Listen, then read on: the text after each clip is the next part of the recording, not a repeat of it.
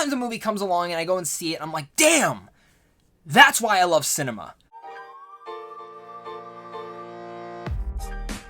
What's going on, everyone? Welcome to a brand new movie review. Today I'm going to be discussing The Peanut Butter Falcon. This film is directed by Tyler Nilson and Michael Schwartz, and this is a movie that I'm so sad that I didn't get to see at South by Southwest. It was one of my most anticipated films up there, but the schedules just didn't line up, and I was late to one of the screenings there, and I didn't get to make it in, sadly enough. But this is a film that I've been definitely looking forward to ever since, and hearing all the buzz and hearing all the awards it's got, and it's a very unique story in that fact, and it's about Zach, who has Down syndrome, who runs away from his care home to make his dream of becoming a wrestler come true. This is a very heartwarming adventure that has a lot of Mark Twain vibes to it, and sort of Lord of the Fly vibes as well, which they actually play around with that idea, not a cheesy route or a nail on the head like, hey, we know what you're talking about, but a very tempered route that is just super special and unique to it. But Tyler Nilson and Michael Schwartz, everything that they had developed in this film, the writing, the directing, there's so many strong things in this film, and for being a first-time feature for these guys, just a big round of applause is deserved for them. I'd love to talk with them and actually interview them about this movie, because of every single thing about this.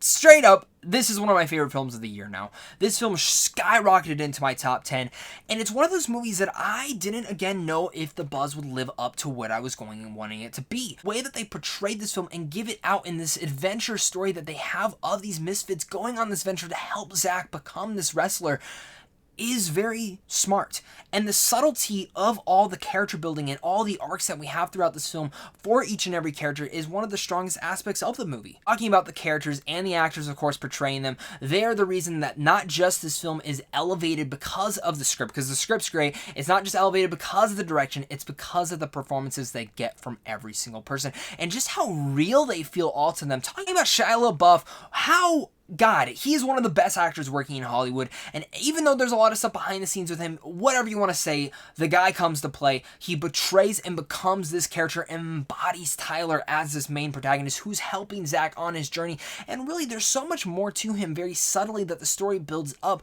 and as it's going, it could have been a very cheesy route, but it works for how it's going, and it feels so real. Again, this story, that's going to be a word that I really describe this film, is feeling real and placing me in these scenarios with these characters and making me feel like I'm actually on this adventure with them. So talking about Dakota Johnson, who is wonderful in a lot of things that she's been in, and her relationship and the chemistry that she has between Zach and Tyler is one of the strongest parts about the film, but it's her subtlety too that she brings to the emotional route, where she could have just played this one-note character. There was more that she brought to the role, and actually that the writing really cemented throughout the whole movie. Zach Godskin, who gives a wonderful performance. Now, he actually has Down syndrome in real life, and there is a lot of improvisation that I have to believe was actually in this film that Zach brought to the role. There's so much chemistry that he has with Shia LaBeouf and even Dakota Johnson, but there's also so much charisma that he floors out into the scene, and he gives a wonderful performance. I know that this role was built for him, but he exceeded it to all possibilities, and he is one of the most charming acts of this year when it comes to a performance. Again, just going over to the whole Peanut Butter Falcon and its whole story and through line, while this is a Mark Twain-y kind of adventure,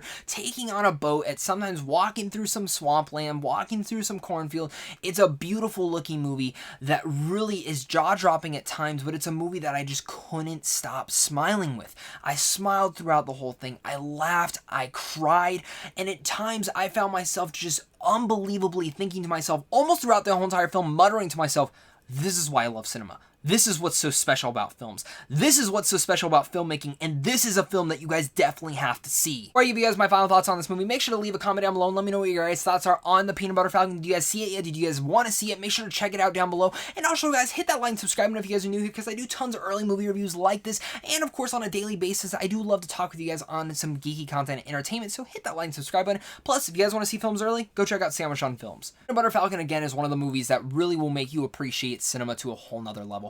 I can't imagine someone not liking this movie. There's so much to love about it, whether it's the great performances between Shia LaBeouf, Zach Godskin, and Dakota Johnson, or maybe all their chemistry with one another, and the subtle emotional arcs that they take us throughout with these characters.